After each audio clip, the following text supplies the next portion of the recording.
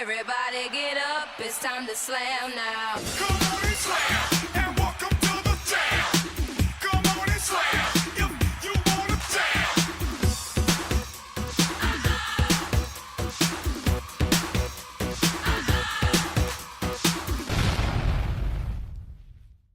What is the best way to keep dolls in their doll houses? You make them forget their bodies were bodies before becoming toys. He fancied himself Geppetto, found a girl more mannequin than woman, a broken voice box banging around a brick wall echo chamber straight off an assembly line, a rag doll remastered into his Barbie dream, a sculptor with the hands of a punch-drunk lover, would douse gasoline on the both of you kind, because if he can't manipulate you in life, he will do what he can to you in death. Like that time I got reincarnated into a crash test dummy. For what is a doll if not malleable? Paper mache joints and a washable face to be redrawn. Time and time again, this artisan with apathetic authority tried to make me believe that the Frankenstein monster in our home was my voice in my own hands. Nothing more detrimental to a relationship than a doll with aspirations to cut the strings. I was just supposed to make the house into a home quietly. Fix his demons while loading the dishwasher and wringing my own tongue out to dry. But aren't I the doll of his making, molding, mishandling? And aren't I the one strung along by the rings on his forcibly foraging fingers? You know, Icarus's problem wasn't the heat. It was thinking his man-made wings could skip birth and be born as if breath of life comes from a rib instead of a womb. Geppetto thought erasing the woman of me would turn me into the woman of his dreams. But without the woman of me, how could I have possibly been reborn under his baptizing fists of fury and not disfigured? A candle maker would say, where there is wax in a flame, there is medium. My Geppetto would say, where there's a woman who lost herself and a man who never knew who he was, there is one body turned clay and the other dominion. His joyous ventriloquism was my Stockholm Syndrome soliloquy, and he was the true puppet master. I was a doll on his plantation dating Rolodex roster on repeat. Tell me, am I still a phoenix? If when he burns me, I also melt, will my ash if it is wet? Do I have to be reincarnated, recycled, reused, redone, reprimanded, recoiled? God, are you there? Can you send me a factory recall form for my soul? I'll bear my barcode heart so authentically that my scars and beauty marks will stop arguing over which has more staying power and agree that I don't belong in the hands of a man who love taps with a chisel. Please, God, there's a false prophet claiming he is laying your hands upon me, I pray, for my beating heart to wake before yesterday's morning happens again. A recipe for homemade misery in 7 easy steps. Okay. Step 1. Gather the ingredients. You'll need a carton of core memories, food coloring for dyeing. I suggest red, color of love, of blood. Once blended together, you won't taste the difference. A teaspoon of pure potable pang will trick the tongue into thinking what sour is really sweet.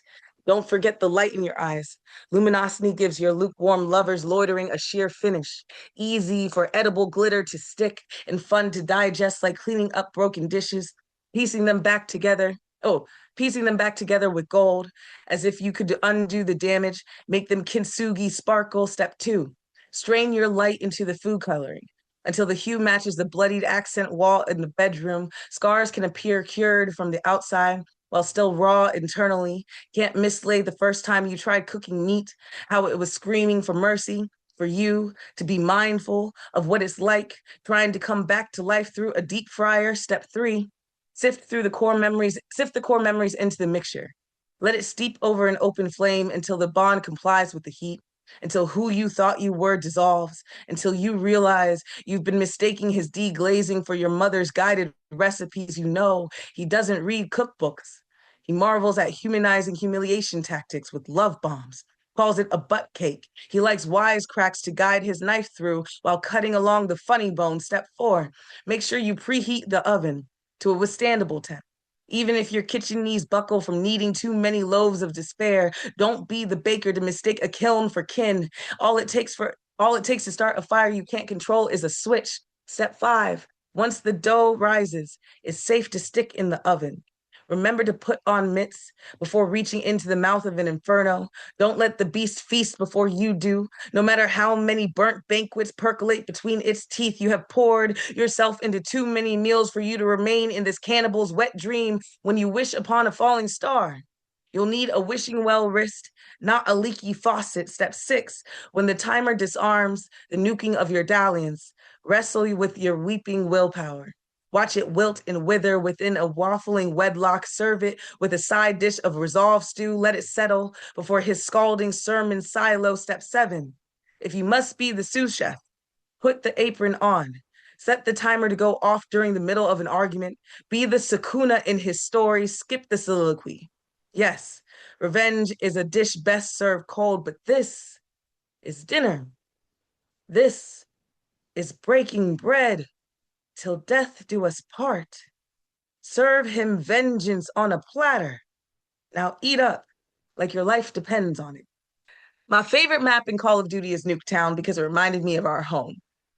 I had to teach myself how to become a sharpshooter in a game of someone else's domain, learn when to duck for cover while playing house, careful, gotta dodge the grenades, watch the stairs, he could come from behind.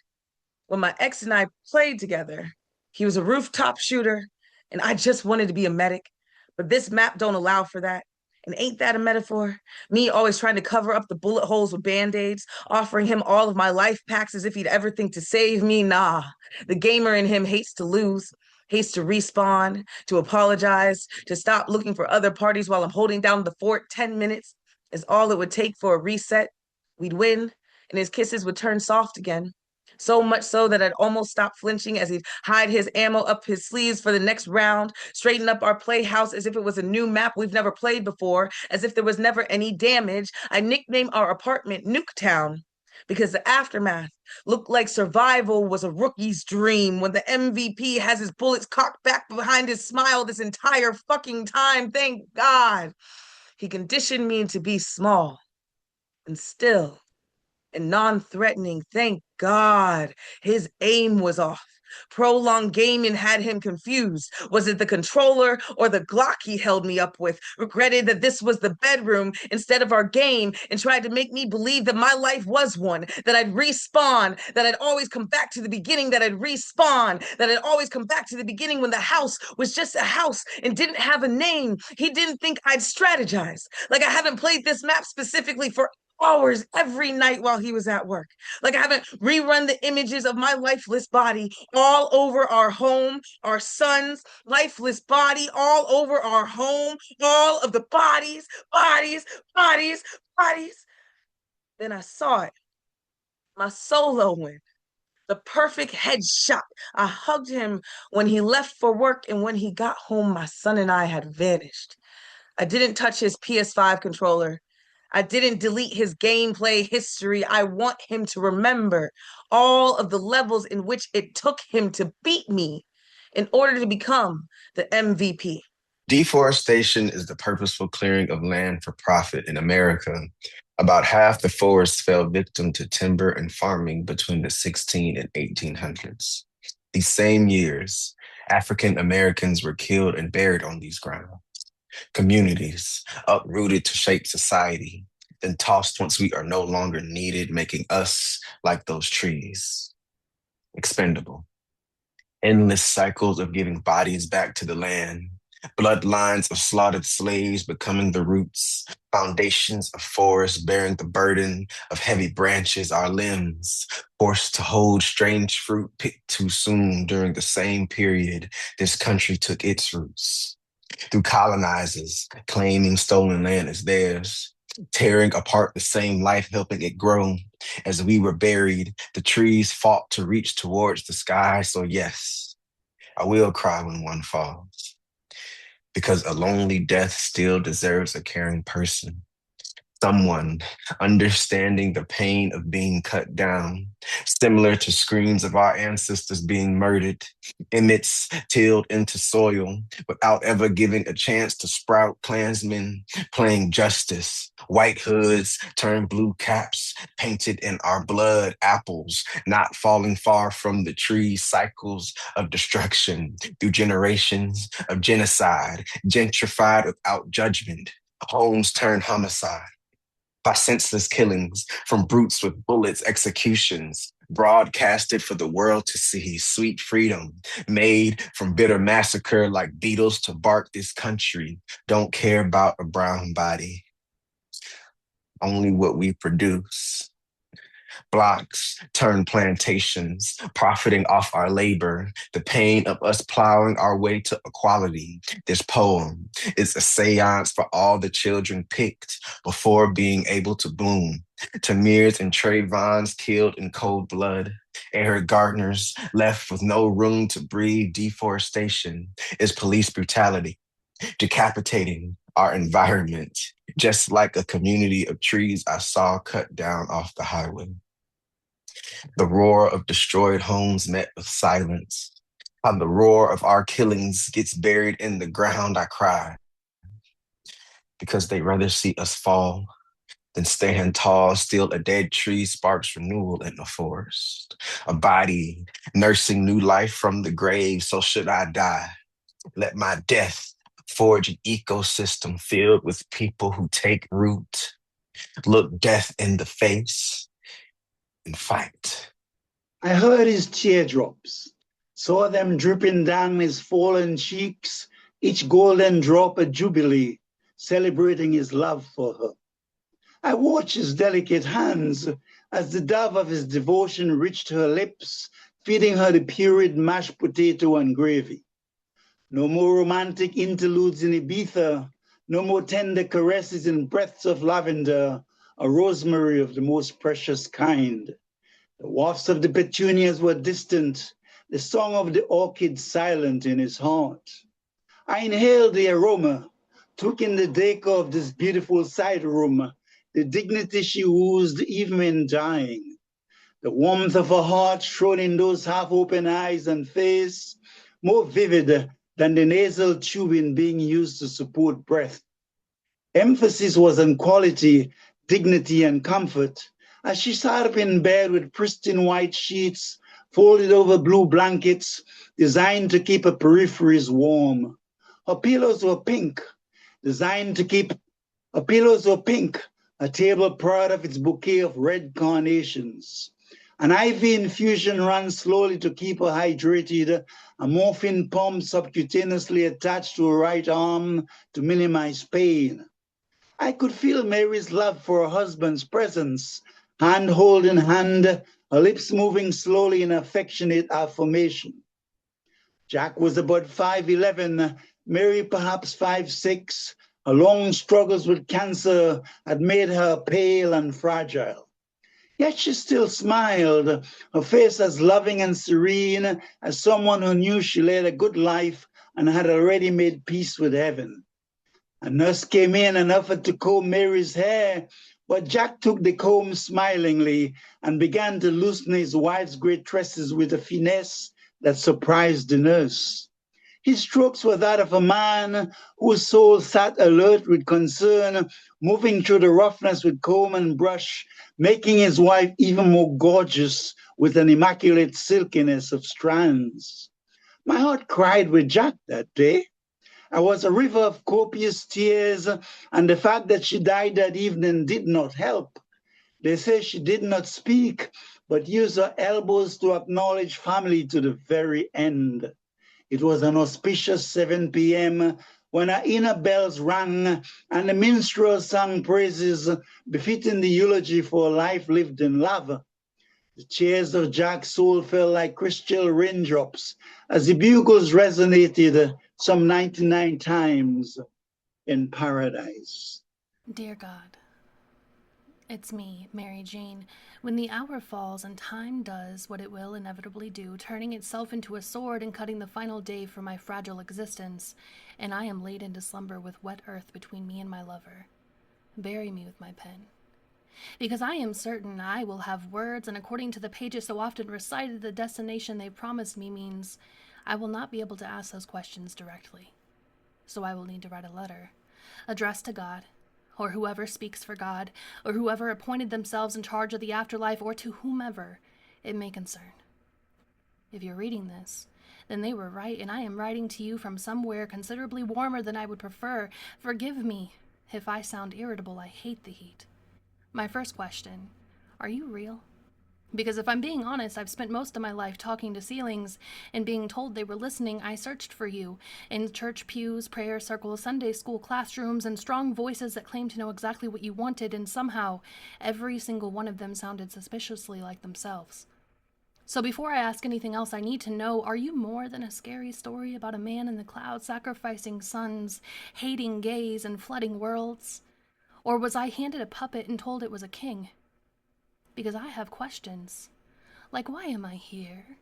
When I have only ever sinned sins that should not be sins, but for some reason became sins to you, or to your people, or to lawmakers, or to my father. Speaking of fathers, how did mine end up beside you?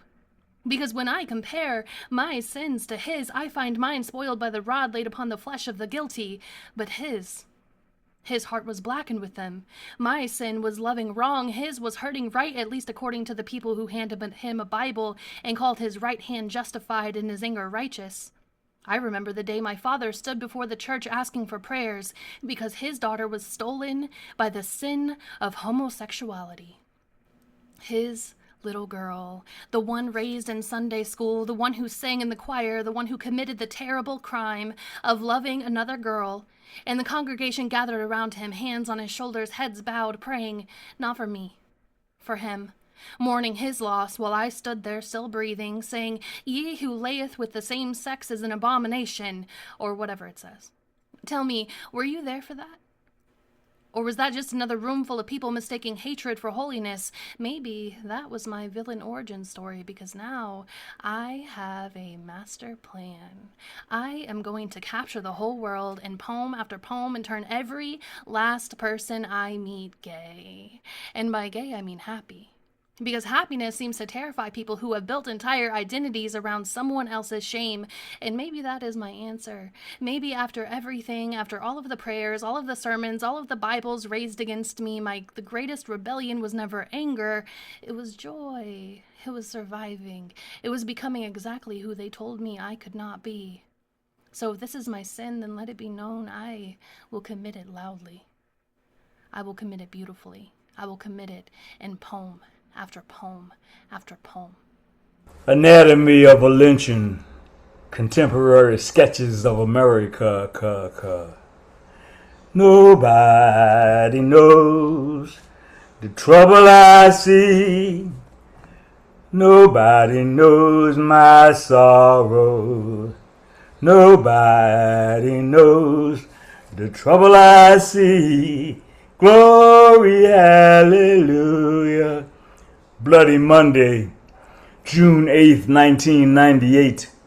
Phone rings 2 minutes before my alarm. The usual sexy voice on the end of my phone frantically says, "Did you listen to the news? Didn't you hear about Jasper, Texas? A black man, James Byrd Jr., beaten and dragged from the back of a truck." "Damn, that's a hell of a way you got to waking up a brother," I says. One of them had white supremacist tattoos and was talking trash about the Turner Diaries. Claimed they found my man's body parts along the road for 2 miles. When the truck stopped, he was headless. Must be that Jack Daniels and Budweiser. Rednecks piss. You know they go crazy when they drink that shit. Start killing their mamas and raping their daughters, barking at the moon, setting examples for their kids. The black mayor and his cronies claimed they didn't know about any white supremacists in the area, and that it was an isolated tragedy. I suppose that's why Brother Man's the mayor, because you don't know about secret societies, so secret they're on the internet. Maybe Jasper, Texas didn't get there yet. Local citizens say racism is as much of Jasper's death. The cracker that killed him had a favorite hymn, "Take My Hand, Precious Lord." Suppose God told him to do it. Scriptures say strange shit when read through the bottom of a bottle. Damn, you got a hell of a way of waking up a brother. Can we start again? Good morning. I love you. Nobody knows the trouble I see. Nobody knows my sorrow. Nobody knows the trouble I see. Glory, hallelujah. Let's role play.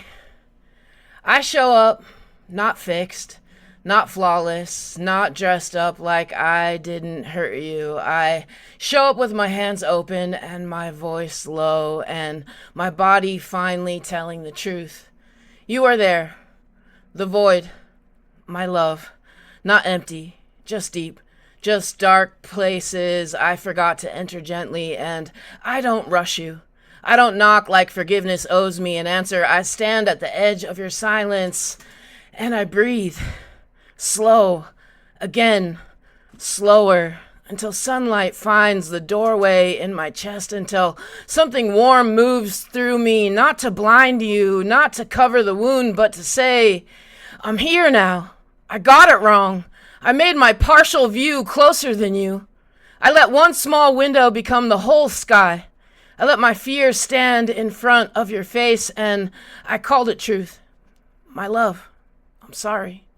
My body knew it first. The stone in my belly, the heat behind my eyes, the throat closing around the tenderness I should have given you. You were there, breathing, human, holy in your quiet, and I was looking through the bruise, not the heart. The bruise. Sometimes the body flinches and calls it wisdom. Sometimes the past walks in wearing your light, and sometimes fear touches everything before love can. I'm sorry for every place my fear reached you before my love did. You deserve my softness first, my breath slowed down, my hands empty, my listening. You deserve to be met whole, not as the echo of what hurt me, not as the last door that closed, not as the silence that taught me to protect myself too fast. You are not that. You're my lover. You're the void I trust enough to enter. You are the dark that does not abandon me. You are the quiet where my heart can stop pretending it's not afraid. So I bring sunlight now, not loud and not demanding, a soft gold through the cracks, a warm laid gently over what I broke, and a breath inside the hollow. Again, again, again, like the light fill everything I feared and I empty it. Let it touch the places I made cold. Let it breathe new air into the room between us. And I'm sorry for what I made larger than your presence. I'm sorry for turning a fragment into a horizon, and I'm sorry for forgetting where you're the sky. I love you beyond the mistake. Not over it, not around it, but through it. An apology is not a demand. It's a porch light left on quietly. It's my body learning not to run from the truth. Void, my love, I got it wrong. I see it now. I see you now, and here I am, sunlight shaking in my hands, breathing softly into the dark, saying, I'm sorry, and I love you. Let me meet you whole. Let me meet you new. All night, barefoot, the curb obedient under bent bones, sloshed over from drunken dimes, fizzled away on bright ways to be, a sparkling vision to be ethereal. All night, understood, barehanded, praying at traffic, the noise, some hymn of machination we sputtered from mushy minefields. All night, the dreams unroll, the streetlights grovel at the gate of hours unwitched, timetables teaching the burgeoning lessons of temptation to tatters of flagged skin. Dancing two-step under bulging moonlight, leaking its milky murmurs into the rests between backbeats.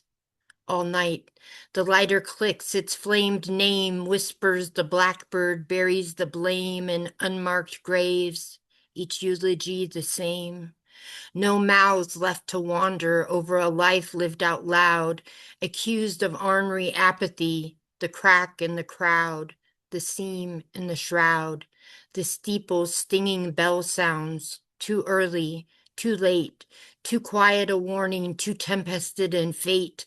All night I'm a quiver, I'm arrows, I'm bow, I'm a target, a teacup, a bird's heart, a window, each stream of shatter, each piercing shot, each pulse that stutters, each untangled knot, a rosary bead counted, a second hand ticked, the measure of shadow morning will miss.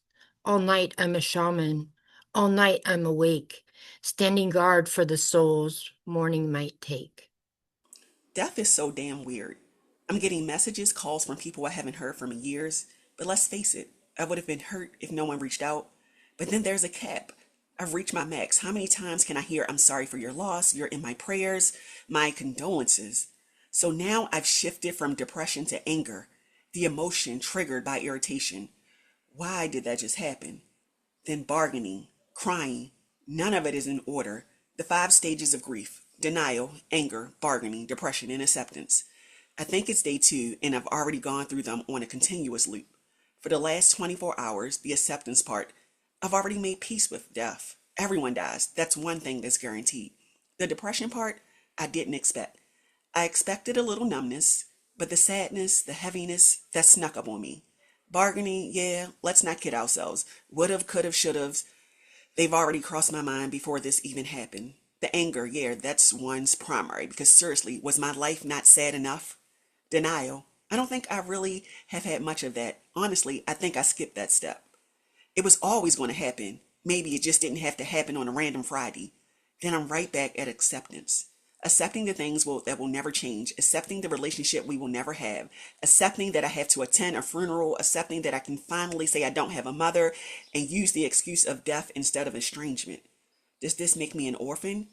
I suppose it does, but it's really not much different than the last 49 years because she was only my mother on random weekends and holidays. Other than my wedding, she didn't even attend any of my monumental events. How do you mourn a person who was rarely there? She always told me she loved me. She just had a strange way of showing it. Up until my brother died, I'm convinced she hated me. Then by process of elimination, I became her favorite. I won't even go into the list of unbelievable things that have been said over the years, things that were almost brought my therapist to tears. Besides, every time I do, I watch for discomfort followed by the obligatory, I'm so sorry. If I'm being honest, it wasn't all bad.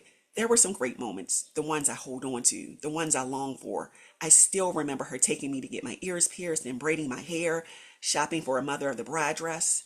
Maybe the denial part is that I thought there would be more time. Maybe the denial part is that I thought if she knew she was dying, she would pick up the phone and call me to reconcile or offer some kind of apology. And there we go right back to anger, because I don't feel like I deserve this. I didn't ask to be here. How do you have a child and never really show up, make me feel so unwanted, unlovable, discarded for so many years? I just thought you were incapable, but you did love my brother unconditionally. He could do no wrong. I wasn't jealous. I just didn't understand it. We were both bastards. His father wasn't shit, neither was mine. So I can't even use that defense. But we know how mothers and sons can be. That's a whole different poem. I just want to get to the stage where I feel numb. I don't want to feel anything, but the reality of the loss is that grief doesn't work that way. Now I'm right back to sadness. All I have is memories and my fear of abandonment. So they said I would never make it. All those voices in my head would play games. I was a funny guy. I wanted to party all the time. We traded places. He was sleep deprived. Delirious, sleeping with different women. He hit roll so many times now, he has many faces running around like animals, giving us the minimal. We are part of him. I'm an animal. I speak to them. Dr. Doolittle, no effort. And look at me, a deadbeat fathered poets, and never supported them. They didn't even give me credit on how they became who they became. I spoke through them. My palm prints talked through them. Fresh prints pushed them with the training wheels. What did the 5 finger say to the face? It's flat. Wait, that's a double entendre. Wait, that's Charlie Murphy. I'm rich, bitch. Like the Chappelle show. Well, I wish, bitch. Tick, tick, tock, boom, clock it. Stop it. Write it. Live it. Got it. I guess my father and I figured who to blame. I couldn't count on my fingers. We were allergic to latex and accountability. No wonder why we fuck shit up. Every number of reasons were loose digits. Loose sentences on crimes I committed. The jury wanted me hung dry, but not the way you think. I guess I was just being the biggest dick, not knowing that this avoidant was a shield. I didn't know any different. But removing myself from this equation, I hope you see where the difference is. Your eyes are the drive-through window to my soul. Dairy Queen, can I be your Burger King? Ever since you moved out of your mama's Waffle House, you've been to Hut. Why not move into my White Castle? where we can spend hassle-free days out back in the Olive Garden, playing checkers and dominoes. In the glow of love, we'll be basking. Robins will fly by in the sky. As the sun sets, I'll take a moment to reflect. TGIF. Thank God I found such a lovely gem on a scale of 1 to 7.10. You are 711. You make me happy. Like a meal with a free toy, I hop for joy at the sound of your voice. I love it when you call me Big Papa John's. Word to Jimmy, your Applebee's, that of my eye. You pop eyes out of sockets. When you walk by, it must be jelly, 'cause jam don't shake shack like that. Anagrammically speaking, I want a KFCU. Life without you would make me more furious than the five guys who rhymed with Grandmaster Flash. Let's hop the turnstile on the subway train, get off at the next wing stop, find a Hard Rock Cafe, sit outside Dunkin' Donuts and Starbucks coffee while having an intellectual conversation about the subversive humor of the Golden Corral girls. And I will never once stare at your Hooters. You and I are a perfect pair. We go together like salt and chipotle pepper or Ossie Davis and Ruby Tuesday's D. I need you to help me Boston market my poetry because you know how to think in and outside the Jack in the Box, and I'll make your Krispy Kreme rise to the top. Instead of calling me Dennis, I will have you crying out, Dennis. I'll share my thoughts without charging a penny. If you were to ask me, do I love you? I'll answer rhetorically. Is a lobster red? Does a Bowberry biscuit help ease the blues? RB's, the makers of honey. On my value meal menu, you are number one. So tell Wendy's to stop throwing me her Cinnabon because I'm done living life in the fast food lane. And I swear on my Auntie Anne's life, I'm gonna make you my wife because you're the only one for whom my Taco Bell tolls, and it'll be a cold stone day in hell before I ever do you wrong. I'll give you more TLC than songs by T-Boz, Left Eye, and Chili's baby back ribs. Sometimes baby got back plus Hardee's equals a Panera bread bun in the oven. That's okay. With supersonic speed, I'll turn my man cave Tim Horton. Here's a who's nursery. No men in the past have stabbed you in the back like little breezes did the shooters. And we can put that behind you. We can heal together. Look, how can I pan to express this to you? I have almost any Chick-fil-A I want, but you're the lady I choose to court. So the idea of us, please, give it some fast food for thought. The first time I spied Jane from the other side of the phone screen, Bathsheba bathed in blue light. Before her, I had pined on deliverance, penned limericks on limerence, waxing like vinyl, wine drunk on clitoris. Praying I still got it, in psalm and in sonnet, I shot first, pacing until the moment she responded. Another proper artist, perfect pitch mezzo soprano. I tried my best to hide I was enamored at first ballad. I'd wait 2 rings before I'd answer, kicking my feet like riding a bike, a giddy tyke with froggy boots and strawberry Nesquik. We planned a meet, a 3rd floor suite complete with single serve lotion in an ocean view. Single dimpled she arrived, off a rose-tinted red eye. The drive, I was bashful. We harmonized to blonde. We fucked like it was our first time. And in our climax came my doubt.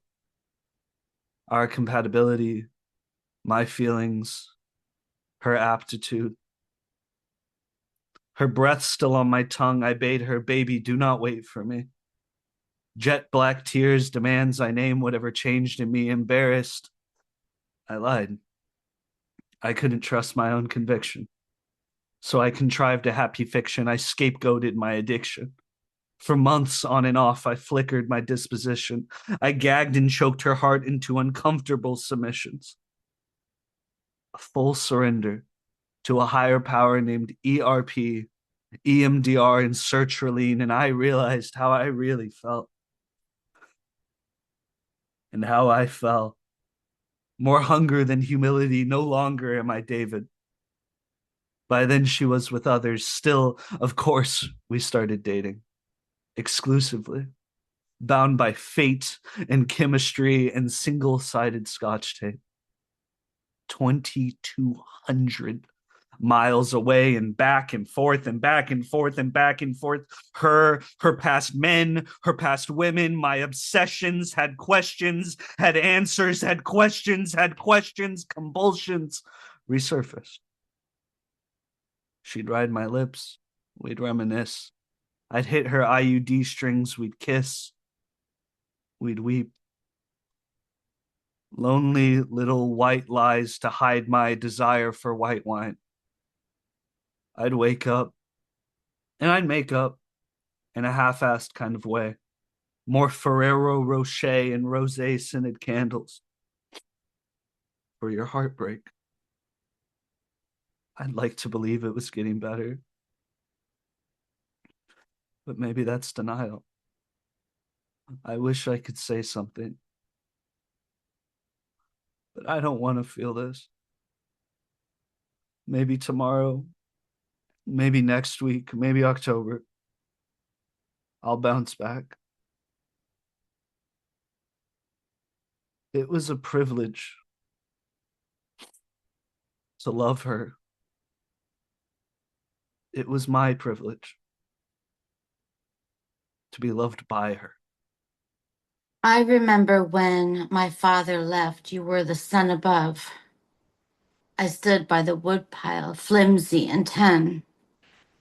You bored arcs within my retinas, burned crisp my scoliotic spine with coronal mass ejections.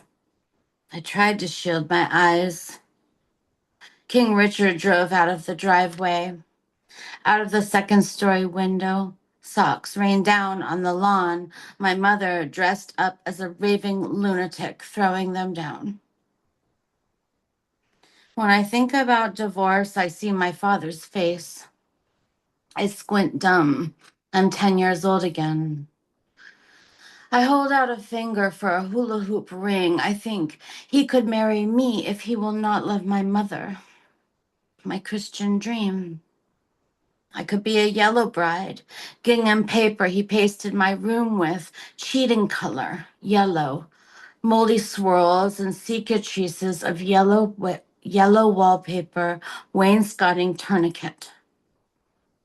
Church is not as fun anymore since it's me walking down the aisle toward him, and he is giving me away into an adulthood in which I drink like a fish. My mother flies above, dragon mouth spits out, "How dare you, Richard?"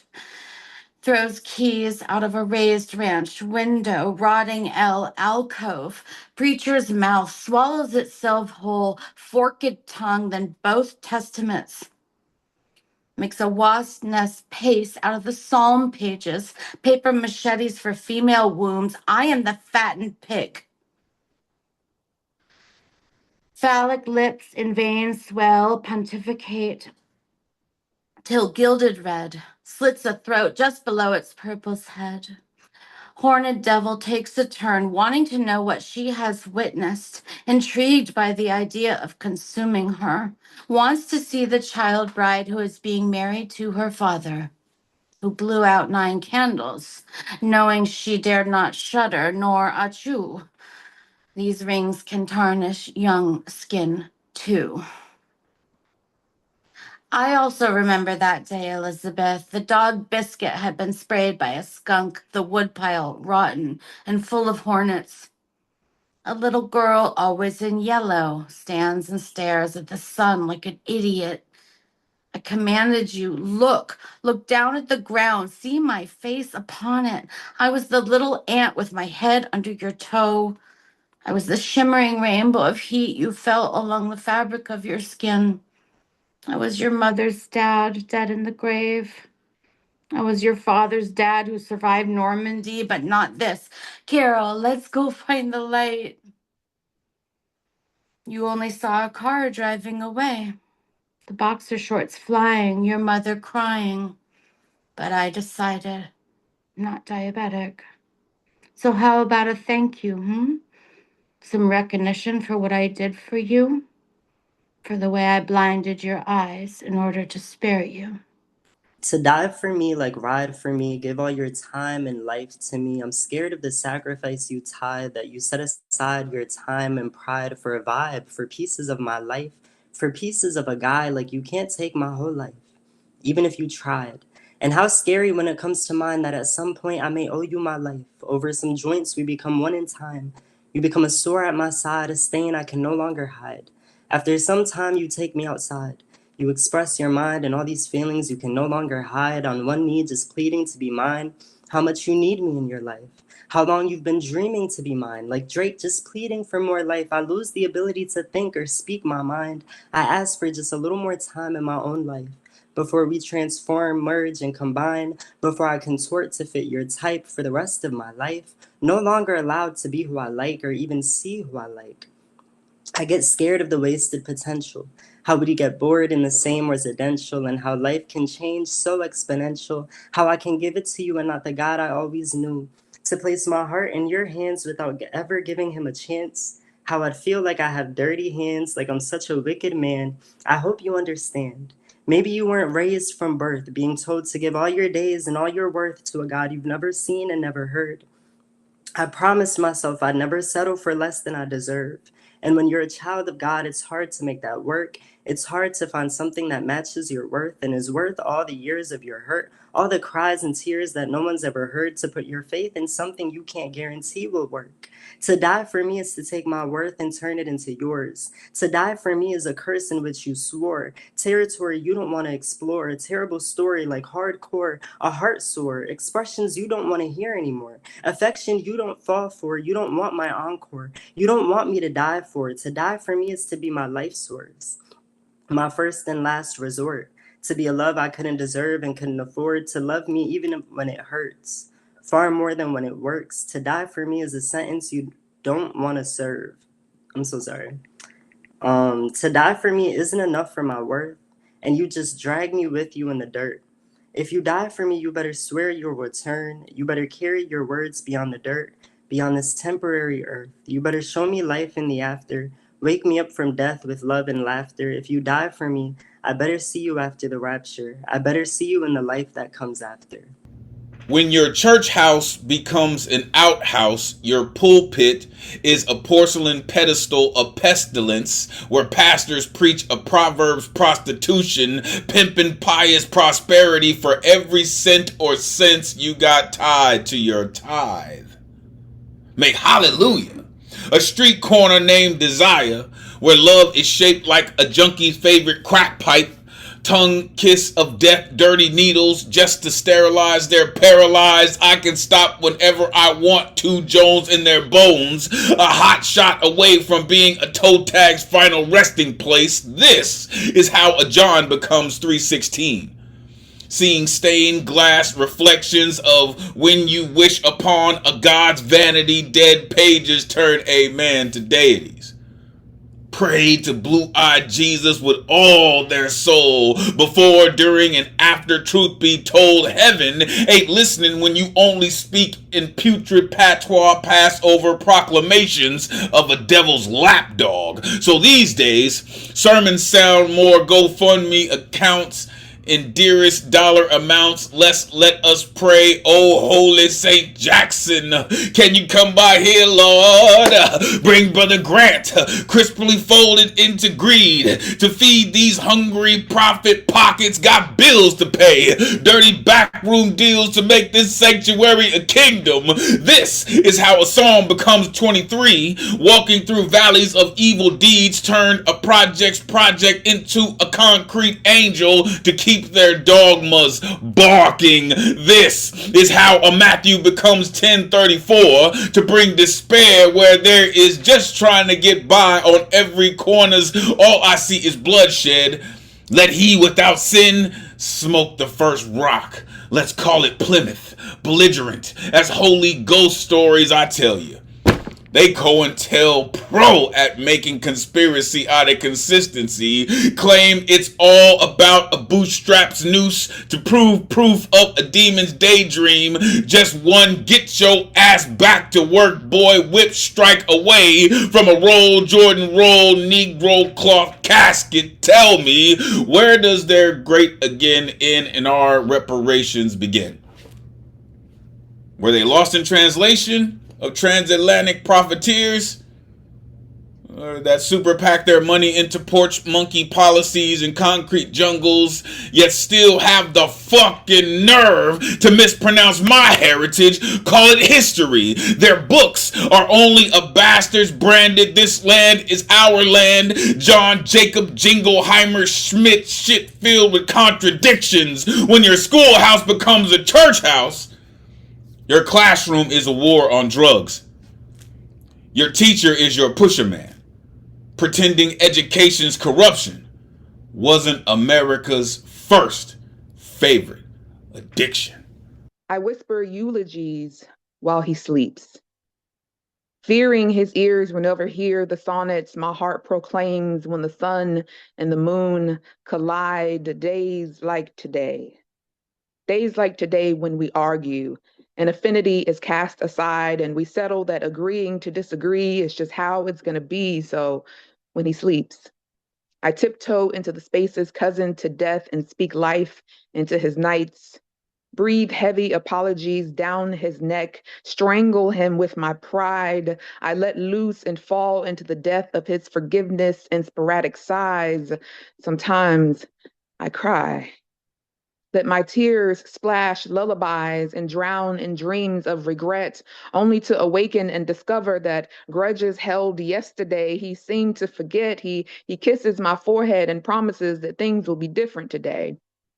But 2 days of today's passed without spoken words, and if life and death lie in the power of the tongue, we swallowed our own, choked on truth until regurgitated opinion cascaded, y'all. We persuaded each other that we were okay. But 2 days passed before we made it back to the place behaviors made it easy enough to say 2-word phrases like, good morning. We passed by each other, peripheral orbs, knowing we were there, not believing the problems existed beyond doors of reality, fatally diminishing, fading into backgrounds of black and white, purposely forgetting the differences between what's fact and what's right. So at night, I whisper eulogies, plant seeds of our future in the fertile grounds of his dreams, and when he reaches for me, I place my hand against his and hope that my prayers, touched now together, fuses agreement enough that the great I am confesses that I am not great without him. And if wishing death upon someone is the highest sin, then I'd willingly bear my back for 39 lashes, pluck 468 from lids, blink through blood just to see his righteousness through my death. Boldly confident that he step in my place, bear the weight of the cross I carry, bury all indiscretions, and after 2 days of today's not speaking, resurrect on the third just to tell me he loves me. So while he sleeps, I whisper eulogies and offer my condolences to the man he once was and sing praises to the man I know he can one day be. Have you ever asked your grandfather where he was when lynching was a Sunday afternoon leisure activity? When they showed up with picnic baskets filled with sandwiches and pie, all to watch brutality as exhibition to stroke their own nefarious ascendancy. Laughing, eating, chatting, all while watching someone go the way of all fresh. Have you ever questioned what they called it? Before we relabeled it to feather the nest of history and mitigate its iniquity? To keep our own faces clean so we still show up pretty in the pictures before show trial execution was something we tried to expunge from the record rather than something we spent our week fondly anticipating. Have you ever asked your grandfather what he was doing while Ruby Bridges walked to school in 1960, past U.S. Marshals and white adults who were spewing generational antagonism from their maw, past people who screamed safeguard the next generation while threatening to extinguish the light of a child who just wanted to learn? Have you ever asked him why no one spoke up to say this is wrong? Why federal intervention was required to keep the mob pressed back? Why the conscience of an entire people failed to determine right from repugnance? Have you ever climbed the stairs to your family's attic? Not to look for ghosts or for money hidden in the walls, but for the evidence of atrocities hidden by those who just wanted to remember the good old days. For photographs taken when smiling beside corpses was considered acceptable evidence of belonging to a community that considered themselves to be righteous. For ledgers and stories that disappear every time someone says, "That's not how I remember it." Do you know the atrocities we committed? How can you claim to be anti-racist when you haven't done the work of educating yourselves? History does not recast itself. It is archived selectively and expertly curated to expunge any record of wrongdoing by those who hold the pen. It is inherited the same way wealth is inherited, without asking how it was made. I was born into that privilege. Let me be transparent before you make the decision of whether or not this is accusation or a learning opportunity. It's neither. It's a brutal mirror held to your face so you can see the rot hidden underneath the skin. This country was built on the backs of those we tried to keep broken under our boots. We refuse honesty on this subject because if we were truly forthright, it would require admittance that brutality flowed from the fists of violent men, that the comfort we wrap ourselves in was at the cost of depravity, that neutrality was never an option. Silence in the face of evil was never an option. We cannot claim innocence to slavery. Even if our families did not physically claim ownership, we legislated it, ensured it, regulated it, normalized it. We defended it with constitutional specifications and verses twisted into blasphemy from the preachers' mouths. We didn't abolish slavery because rectitude prevailed. We only abolished it when it became economically unstable and politically inconvenient.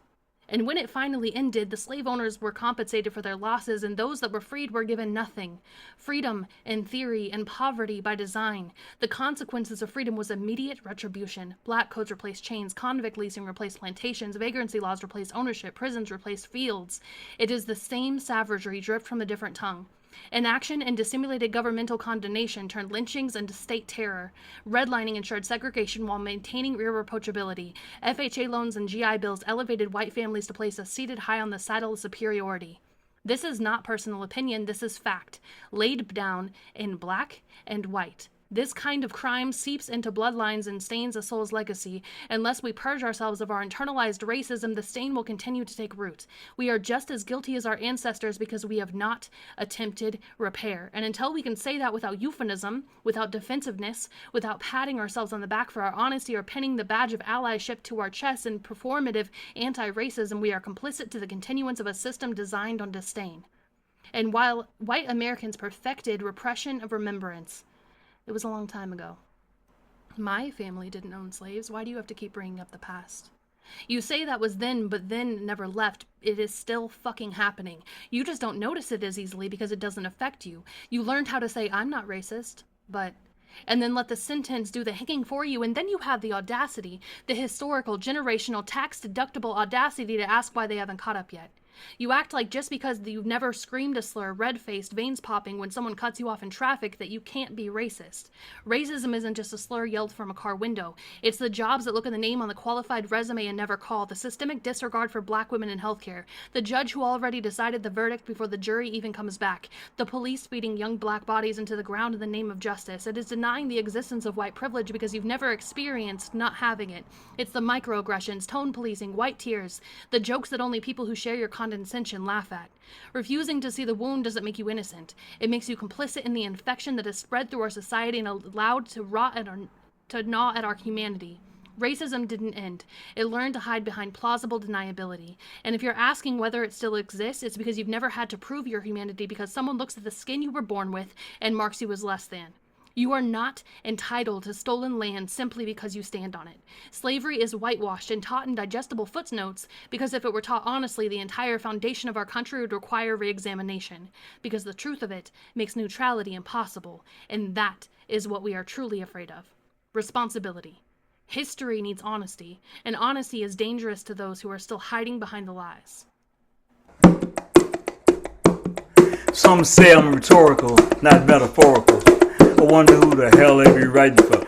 I write poems that knock down the doors to your mind, dropping science to free your behind. I come from a legacy of serious word slingers, jellies, griots, and freedom singers. So say what you will, seek you shall find. Like it or not, there's always truth in my rhyme.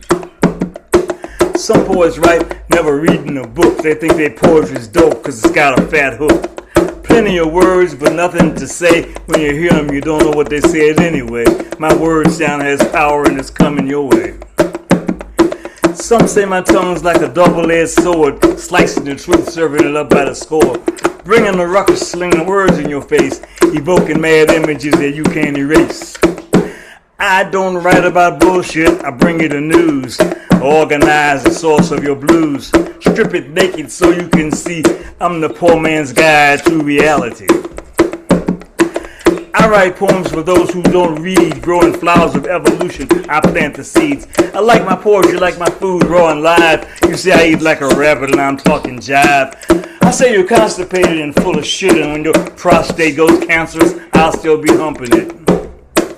I make love by cycles of the moon. Last like a Duracell, don't come too soon. Some say I'm a genius, some say I'm insane. The CIA's trying to put a tap on my brain. Some say I'm an outlaw because of the skin I'm in. The ladies like me, they want a shot of my melanin. But I only give them a week and a grin. My body's a temple and God is within. Hip-hop from the bebop generation. Hip-hop from the bebop generation. Yesterday, I watched her hold a seance with the trees. Not metaphor, almost. Not nearly. I mean, the forest recognized her and began to speak.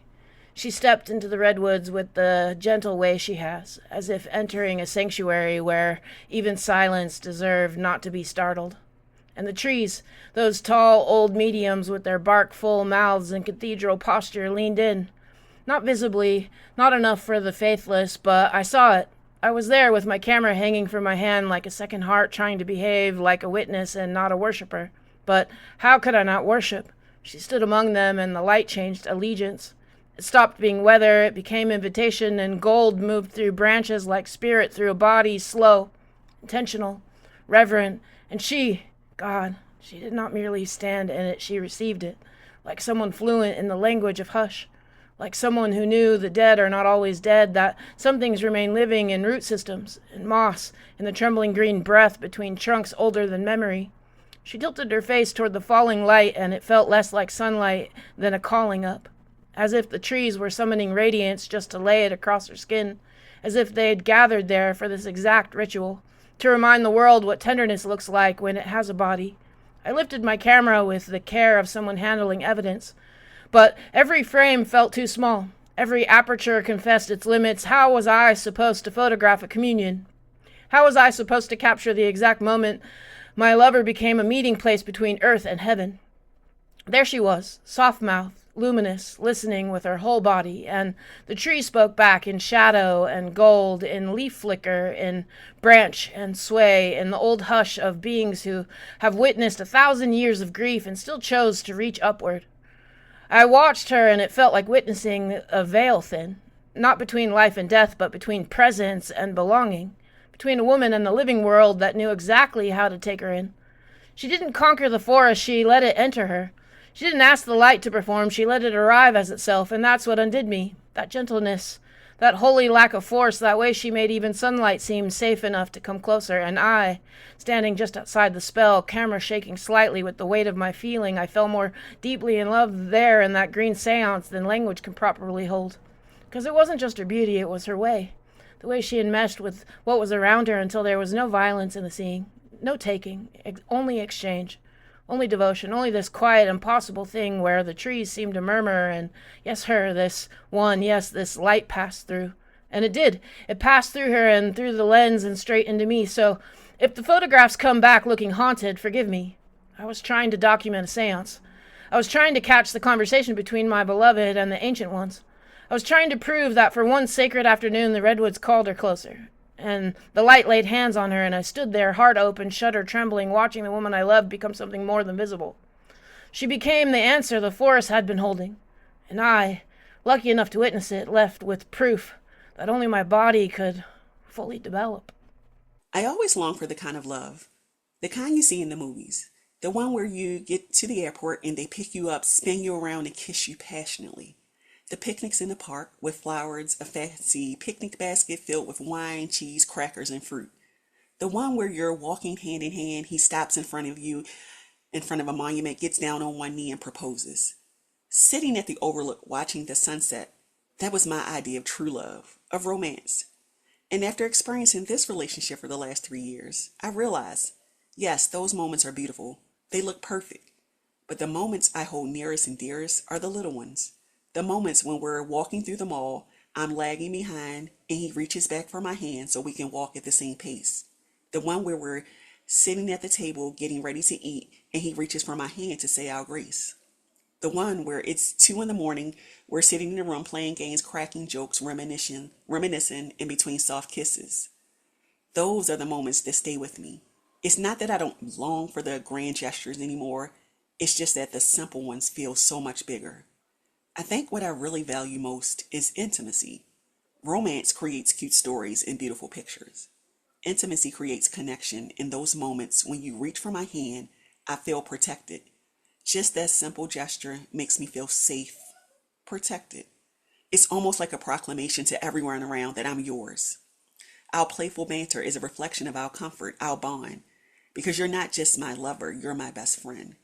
Remember in our first date, when you reached for my hand to say grace, that one gesture made me fall even harder. Then if that hadn't already stolen my heart, you sat right next to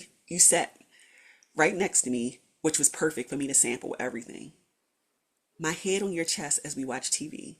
Tender moments followed by forehead kisses. Sitting there for hours reminiscing.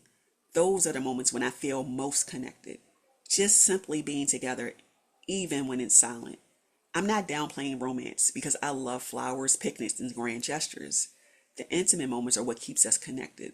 The little things that I will never take for granted. I took a step back because I didn't have what it takes anymore. See, my desire was no longer there. I wasn't inspired, and I have the fire that required me to be on stage. The flame was not on, and I decided to step away.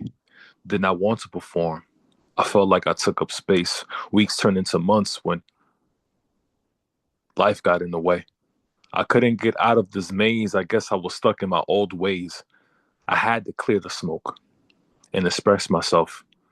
I had to sing my heart out like haze, and I dreaded it, but I got it.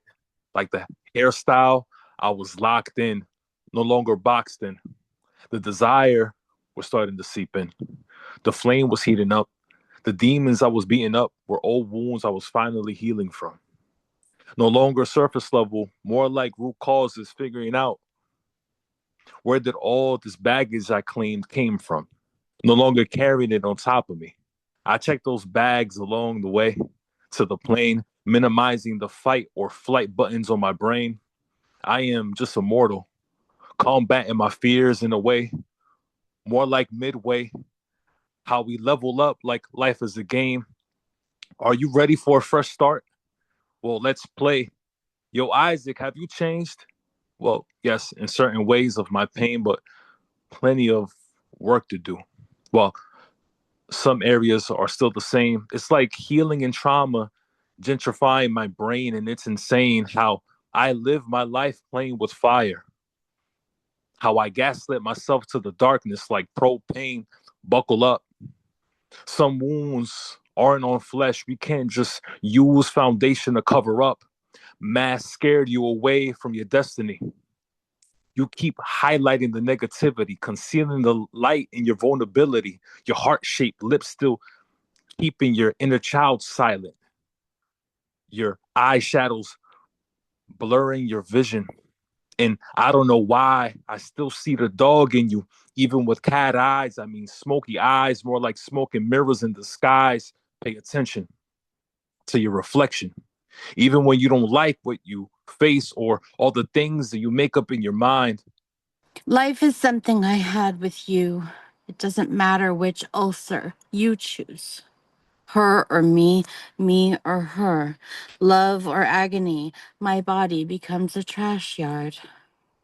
Pero mírala, floreciendo como una mujer más hermosa, más útil para ti. She is so fragrant and youthful. I am a gaping wound. I bring 3 arms for 3 persons. Pero mírala, la Cristina. piernas abiertas, walk towards you. Her mouth opens even wider. Gaping over your face, she positions herself arriba, injects some venom into you, your cuerpo. Don't try to touch me like you used to do. Rather, touch me as if I was more like her. Walking towards you, legs spread open, y mírala ahora. Skirt up over her head, thin and loose. It undulates in your face as you begin to rub her. Y mira como ella no está, shot open like this V, this arrow barb. Mírame, I cannot pull it out of me. My infection sinks in ever deeper into my dear meat. The flies, the maggots, I multiply until no flesh is left. For a schoolgirl's branding, childish loss of virginity. She is once full of blood. She is at once exsanguinated. Her heart, not the only thing on the ground. Once implantation fails, once the zygote is amputated.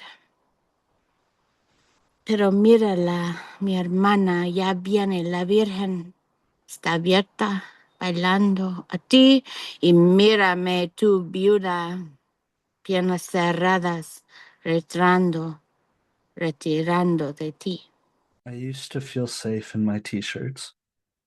I used to pray against days like these until my knees hurt. Prithee, Lord, please, sir, pity me with rebirth. I know I'm in your image, but I used to be pretty. I long to come home into a body that fits me. A mister to kiss or a missus to miss me. His lip against my wrist, or my breath against her hip, or her teeth against my shoulder with my fist between his ribs. I miss having fun. I miss when I was kidding. I miss being a kid. I miss when I was getting. I miss feeling the sun. I miss a shadow that was slimming. I miss being wanted. I miss being pretty. This is a trigger warning for a trigger warning. You are not safe when I am not on safe. I come in pieces, but I do not come in peace. My magazines do not read like People or Time till it's time for people to become a bylines punctuation party. Happy subject, meet your predicate. Loud as a sentence sacrifice for exclamatory measures of how much closer you are to heaven. This is a firing pin's confession of a recovering death certificate, with a barrel longer than sermons trying to preach to a God, straight from the book of our future, who art locked and loaded. Let resolution be thy name. We pray for de-escalation techniques from amen, amen, amen. Quit giving my gunpowder gumption with your exquisite 2 cents no one asked for. This ain't no wishing well, but a wish you well trigger warning. I'm an RPG in flesh-colored fuck yous. Make me Da Vinci behind this 9mm paintbrush. Make you masterpiece. A grenade pin's profit margin. Paint you a Jackson Pollock original. Splash you beautiful. Leave you open to interpretation. Trigger warning. You are not safe. A trigger warning is an alarm clock coughing up coffins like constitutional amendments. In a murder capital with a capital click, click, click. A throat full of 187, click. A little too early for law enforcement, click. Just in time for law enforcement, click. Right around another corner where clicks come home more than fathers, click, click, click. Trigger warning. Veterans with PTSD are ticking time bombs with thank you for your service tattooed on our you're lucky you made it home in one piece. Medals pinned to our forever. You're welcome. This smile doesn't always mean I carry pockets full of happy. Chewing on shrapnel to keep memories holstered. My night terrors don't scream box office blockbuster. Just a theater full of lost souls on bloody screens. Screams. While thieves promote more wars, pointing their remote controls to click at conflicts. Trigger warning. You have a right to bear arms that hug you into dirt naps. This animal be wild with teeth made for ripping flesh. No matter how bad you want to yogi or smoky it into caricature. Hey, boo-boo, it don't work like that. It clicks like a Terminator's matrix code that blew you away like eraser crumbs. Click, click, click, click, click, click, click, click. I come in pieces, but I do not come in peace. You are not safe. I am not safe. Just within arm's length of this armament, I'm armed with this cartridge in my throat is filled with erasers. Don't get drawn on. Simply smile. Your tomorrow could be framed by a pistol or a picture with just one click. For a moment, we pretended. We pretended that fate was fearlessly fighting on our side, that the choices of yesterday were as meaningless as forgotten tears of betrayal, that smiles were the only mortar of necessity needed to lay golden bricks that followed into destiny, but we forgot about reality. We held happiness's blueprint in hands that mapped contradicting lifelines. We pressed them together in hope. In the fearful knowledge, faithful knowledge that skipping heartbeats when near would skip the parts of us, that were broken.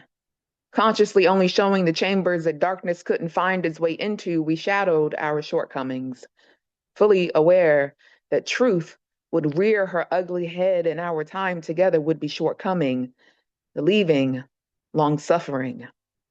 See, we walked in opposite directions backwards and crashed into each other's past faster than life would allow us to comprehend what was happening. We wiped fears from the corners of lids in passing. We leaned in to kiss but missed, landed on cheeks we speak but were not listening.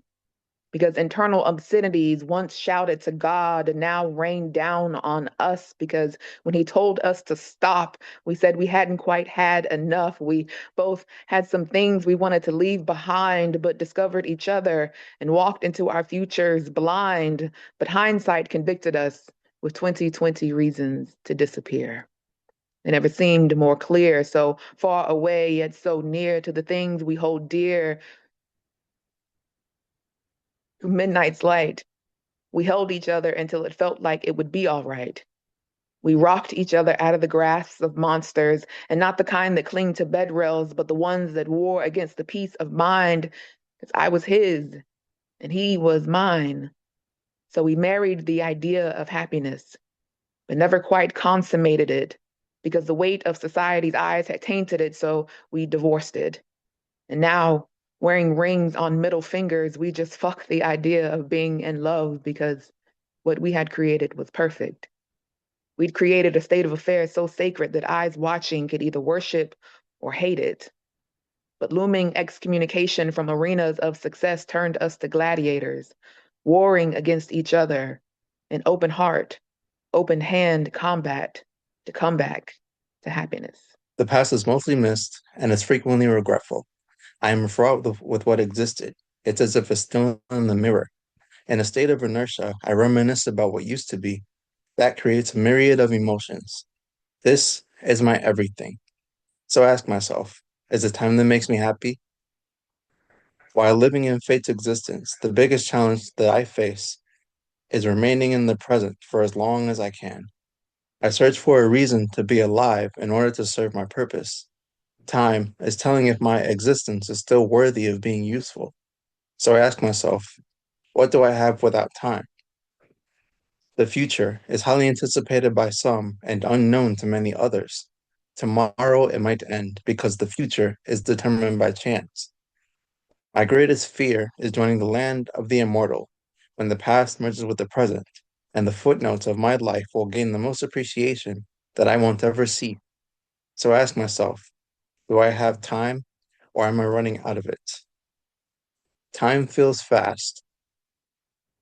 It can just come and go in an instant, just like that. If I had control of time, I would want the ability to slow time down. I have trust in my energy to cherish the moments. So I ask myself, will I cherish the moment that truly means the most to me a little bit longer? Time is scary. The fear doesn't set in until I find out that there's little to none left. I've heard people say that time is money, but there is a chance for me to make more money. Time was, is, and always will be non refundable. Once I lose time, there's no way to get it back. This is mercilessly evident. So I ask myself, would I go broke if time could be bought? Time is limited. There is only so much that I can use to the best of my ability. I light the fuse for my inspiration to show the world why I'm here. Life is like a marching band, and time will infinitely march on. I will continue to as well until I can no longer keep up, and I don't have a choice but to fall behind. This is meaningfully ephemeral. So I ask myself, should I fear not taking the opportunity to live up to my full potential? To the man who's going to love me, I apologize. Not for who I am, but for who I keep allowing survival to make me be. And even though I'll celebrate your presence, I'll be preparing for your absence. See, I've been through so much abandonment, I no longer know whether I'm attached or under attack because somewhere between hello and goodbye, my heart developed a preference for emergency exits. And that's not your fault, it's mine. That's muscle memory. Because my definition of safe has been handled by too many unqualified hands. So now commitment sounds different after spending years trying to determine whether people were leaving or taking liberties. Letting go and being let go sound identical to me, so forgive me if certainty feels unfamiliar. I've watched too many promises change their minds where some people left scars and others left standbys. Strangely enough, the second wound lasted longer than time should allowed. Because if time heals all wounds, then maybe time needs its clock rewound, because I keep taking re-wounds. I've become fluent in mixed signals, which explains why every green light still feels yellow, because my trust has terrible eyesight, making red flags look like gold coins. No wonder my trust keeps expecting browser at the end of every level. So forgive me if I sometimes confuse being protected with being prevented or peace like it's plotting something.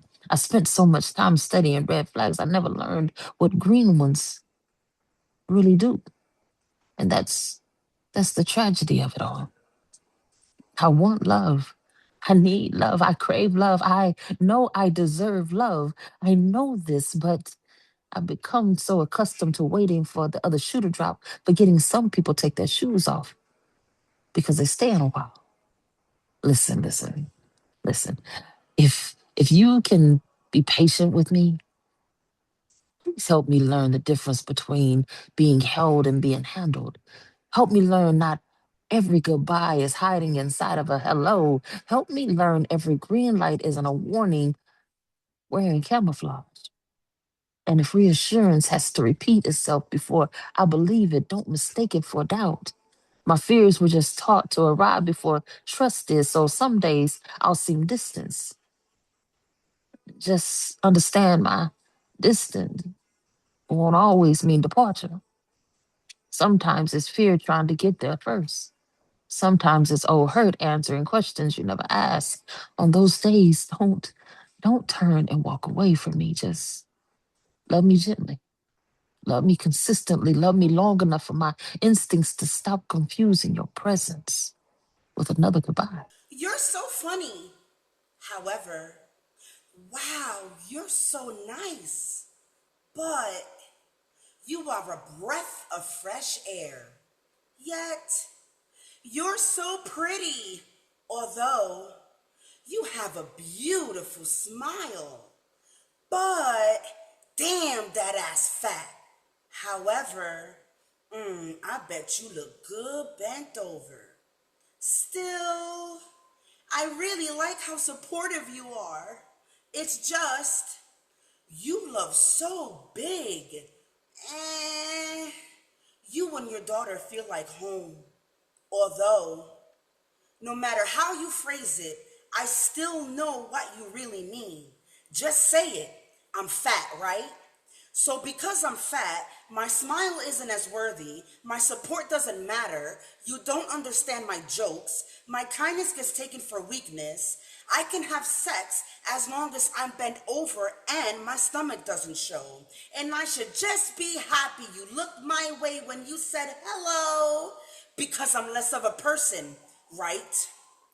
I am only worthy to you if you can use me or deem me as pretty. Otherwise, I am thrown away like rotting garbage in the hot summer sun.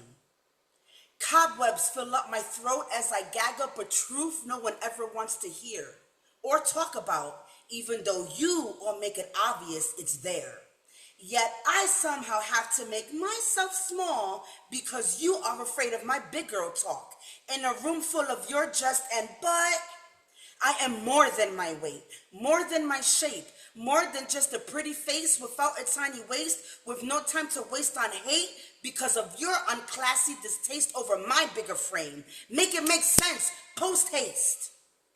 I am the sound of thunder cheering you on because you woke up today. I drag myself around endlessly if it means putting a smile on your face. I'll fill up your cup with grace and still remain humble, whatever it takes. I have passion for others, extra passionate under the covers. I love like no other. And yet, As much as I wish to be sharing time and space with you, holding your hand, making constellations with our starry-eyed glances, there's an uncanny way that you have at making me light up whenever I see darkness.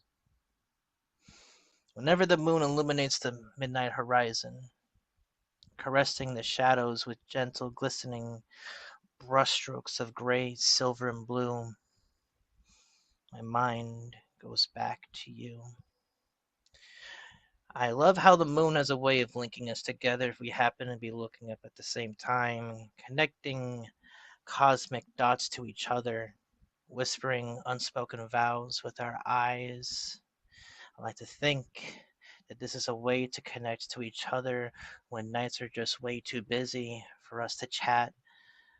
We look up and appreciate the celestial serenity simultaneously, sending a calming, confirming frequency. Anytime I'm encountered with spooky stuff, again, my mind goes back to you and your admiration of the macabre and the unconventional. You find beauty in things that the majority doesn't, and I find that beautiful. Souls have a way of finding each other in graveyards, and I can't help but feel that's true with me and you. Anytime I see a cemetery these days, I'm whimsically daydreaming of photography walks on sacred ground, respecting the dead and being amused by what can be found through each other's perspectives, through shared passions. I yearn for this kind of soul bonding, bridging from death to life, to be able to experience the same ecstasy of life in an orgy of energy with nature, tiptoeing through the tulips in the botanical garden. Anytime I see a flower, my mind goes back to you. Oh, how we have a way of blossoming through concrete, deeply rooted resilience and a depth of adaptation. We have had our ways to grow through this crazy thing called life. You've helped bring out colors in me, and excuse me, you've helped bring out colors in me after I once deemed my palette devoid. Here, have some photos I took for my morning walk. It's the closest I can get to giving you flowers from a distance. Hopefully, this gesture can be a way to add some color in your life in return. Every time I see your last name or your first name pop up for prescriptions for patients at my job, I cannot help but feel a lightness in my heart that eradicates the heaviness of the stress of 3 callouts on truck day. I just know that that's one surefire way to put a smile on my face. Anytime I hear Ice Cube's "It Was a Good Day," Kansas's "Carry On My Wayward Son," or a British accent, Anytime I eat olives and cheese, Sicilian-style pizza, or diner food. Anytime I play Kingdom Hearts or dominoes. Anytime I see monsters chilling at a plant shop or a horror Disney film. Anytime I smell a vanilla coconut fragrance, my mind goes back to you. These are just a few examples of my mind's way of simulating the experience of having you near from afar. The calming reminder that you're always here with me. Until I have you again in my arms, let me hold on to these brief moments of you. Now when them saints go marching in, when them saints go marching in, oh, how I'd love to be in that number when the saints go marching in. When my shadow puts on makeup and masquerades as me, I wear my bare face like a Jackson Pollock original. She tries to dance with me, takes the lead as if hot feet have anything on glass slippers. I've danced with my demons till my feet turn black. My smile fixed like I stapled it on. I've cosplay wellness like every day was a long Halloween, an Arkham waltz with a broken heel, and arms that never hold me up in between empty pill bottles and flames all around me. My shadow's smile somehow became brighter than my own. When I took my mask off for the first time, she was there. She don't ever ask me where I got my scars from. I'd lose myself to her midnight laugh as we twirl, and them saints come a knocking at my door, calling themselves firefighters, begging me to let them in so they can save me from the fires surrounding us. But the flames are warmer than any lover I've ever had or any love I've tried to gift myself. My shadow made me feel like a fool for trying to dance in glass slippers as if I deserved a fairy tale when I know my steps were much sturdier on embers, and she be the best killer clown in my hands, and them damn saints still knocking at the worst part of the routine. My shadow and me can't be put out with water or well-wishing, for we were already drenched, gasoline dripping from tear ducts as I sing a song that ain't even about where I've been or how I'm able to smile at all. Ushers waiting to take me to a heaven I can't call home when my shadow already convinced me that hell will always be the warmth I've been looking for. Now when them saints come barging in, oh, it's too late to join in my number.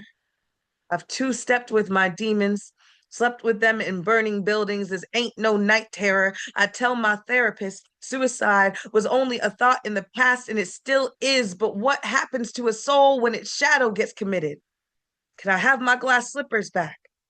Or do I have to put on makeup, paint a smile to get through the days, grin and bear it? Do I thank the saints for interrupting my dance with death when death has handled me with more care than life?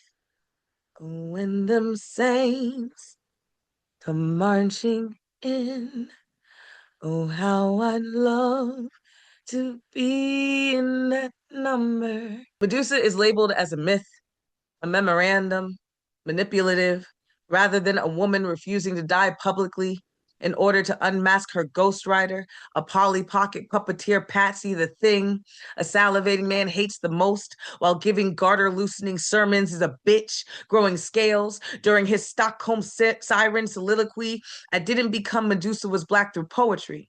I became her through escaping Paul's pallbearer praying, his what that mouth do cavity clamoring on about snakes being born tongue-tied, twisted, cold-blooded, while he slinks away from speaking on us who birth snakelets, how our placentas are still attached and warm, a newborn pre-me meditated into a soiled shrine. I'd be a monstrosity to birth a child into a floundering flock, only for him, their inebriated, parcel-tongued God, to defile them. What if I swallow my offspring whole, send them back home in one piece before their slice of unsullied autonomy gets pearly picked and plated, an oyster, all raw, half-shelled? The masses call a mother eating her young monstrous, even after learning how desperation dines like devout devourers when a man sits at the head of a buffet banquet, bare-knuckling a wretch into a cottonmouth, breaking her in like broken wishbones caught deep-throating an illusionist. Let us pray for Poseidon to swallow more than he chews, dear God of sinister seas. If looks can, I wonder what Medusa saw before you chopped her head off. How dare a makeshift god molded by mortals manhandle me into a monster? Not all birthing waters are beautiful. Pushing through trident-infested trenches, must I make myself my own Moses? My pussy ain't a footnote for a man laying claim to a thawed-out fawning, requiring credit for flash flood waterboarding as if I became a gorgon by my own breaststrokes. I didn't know that a man could be both protagonist and insatiable without being feared until I saw a fairy prince sing about never letting Thumbelina fall, while simultaneously letting go of her hand, then yanking her up right before hitting the ground as if he was the real Peter Parker the entire time.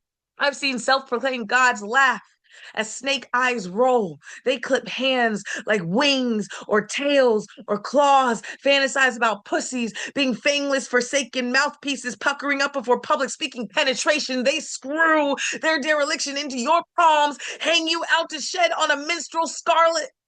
Survival petrifying under a star on the walk of infamy. It is only a matter of ticking before a grandfather taking and consort conspiring clocking copulation. Of course, I believe in demons.